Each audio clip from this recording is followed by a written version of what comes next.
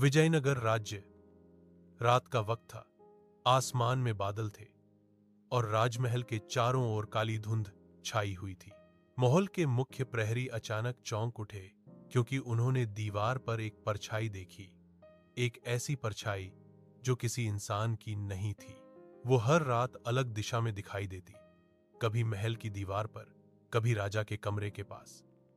किसी को समझ नहीं आया ये परछाई किसकी है, और सबसे डरावनी बात, हर बार वो परछाई आने के बाद राजा के कमरे में कुछ न कुछ बदल जाता था।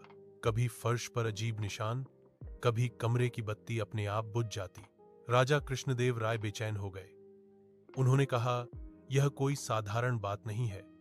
दरबार में किसी को यह राज सुलझाना होगा, वरना राज सिंहासन खतरे में पड़ जाएगा।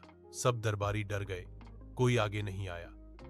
तभी दरवाजे के बाहर से आवाज आई, महाराज, क्या मैं अंदर आ सकता हूं? सबकी निगाहें मुड़ गईं। वो था तेनाली रामन। तेनाली ने मुस्कुराकर कहा, महाराज, अगर परछाई हर रात आती है तो शायद वो डर नहीं, कोई संकेत है। राजा ने कहा, संकेत? परछाई भी संकेत दे सकती है क्या?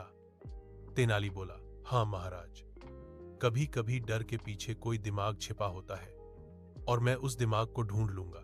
राजा ने उसे 3 दिन का समय दिया। अगर तेनाली सच्चाई नहीं खोज पाया तो उसे राज्य छोड़ना पड़ेगा। रात आई। महल में हर तरफ सन्नाटा था। तेनाली अकेले राजा के कक्ष के बाहर बैठा था, हाथ में मशाल, आंखें चौकन्नी। अचानक हवा का झोंका आया और दीवार पर वही परछाई दिखी। तेनाली धीरे से उठा। परछाई महल की दीवार पर सरकती हुई खजाने वाले कमरे की तरफ बढ़ी। वह पीछा करने लगा। अंदर अंधेरा था, मगर जैसे ही उसने दरवाजा खोला अंदर कोई नहीं था। बस दीवार पर लिखा था, जो सच देखेगा वो जी नहीं पाएगा। तेनाली मुस्कुराया, लगता है किसी को डर पसंद है, लेकिन मुझे मजा आता है रहस्य सुलझाने में। अगली सुबह तेनाली ने महल के सभी सेवकों से पूछताछ शुरू की। एक बूढ़े माली ने कहा, बाबूजी, हर बार परछाई के बाद खजाने वाले कमरे की चाबी बदली मिलती है। तेनाली ने पूछा, मतलब पहले ताले में सोने की चाबी लगती थी, अब लोहे की है। तेनाली ने तुरंत महल के दरबार में जाकर कहा, महाराज, ये कोई आत्मा नहीं, कोई बहुत चालाक इंसान है जो आपके खजाने से खेल रहा है। राजा बोले, तो कौन हो सकता है? तेनाली बोला, मुझे 3 दिन और दीजिए, मैं परछाई को पकड़कर आपके सामने लाऊंगा। उस रात तेनाली ने दीवारों पर खास तेल लगवाया जो रोशनी पड़ते ही चमकने लगता था। फिर उसने महल की छत पर एक छोटा दर्पण लगाया ताकि अगर कोई गुप्त रास्ते से आए तो रोशनी परछाई दिखा दे। रात के तीसरे पहर वो फिर इंतजार में बैठा था। अचानक वही परछाई फिर आई, इस बार और स्पष्ट। तेनाली ने मशाल ऊपर की ओर देखा। वो परछाई मानव की थी।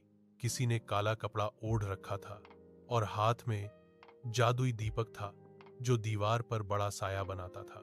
तेनाली तुरंत पीछे दौड़ा। वो शख्स भागा सीधे खजाने वाले दरवाजे की तरफ।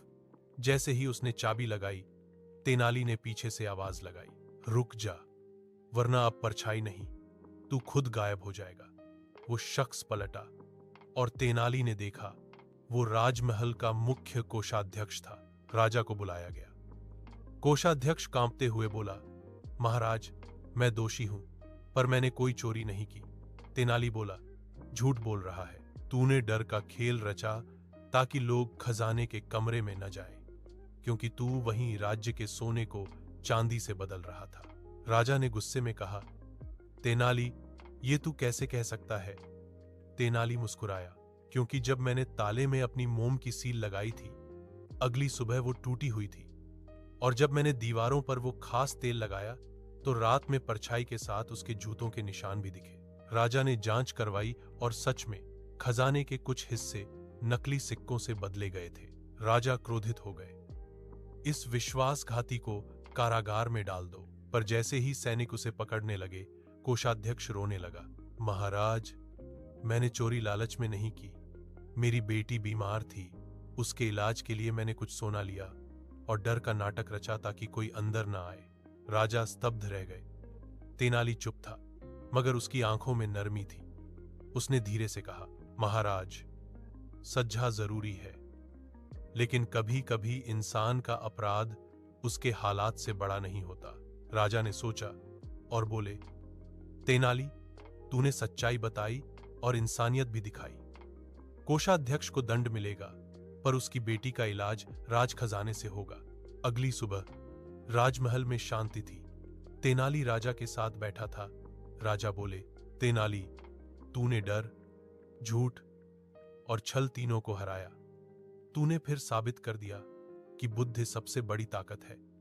तेनाली मुस्कुराया, महाराज, हर परछाई अंधकार से नहीं बनती। कुछ परछाइयां हमें खुद का सच दिखाती हैं। राजा ने हंसते हुए कहा, तेरे बिना विजयनगर अधूरा है। दरबार में जय जयकार गूंज उठी। तेनालीराम की जय, बुद्धि की जय। मॉरल ऑफ द स्टोरी, डर, झूठ और लालच, ये तीनों परछाइयां इंसान को खुद से दूर कर देती हैं, लेकिन जो सत्य की रोशनी जलाए रखता है वही अंधेरे पर जीत पाता है।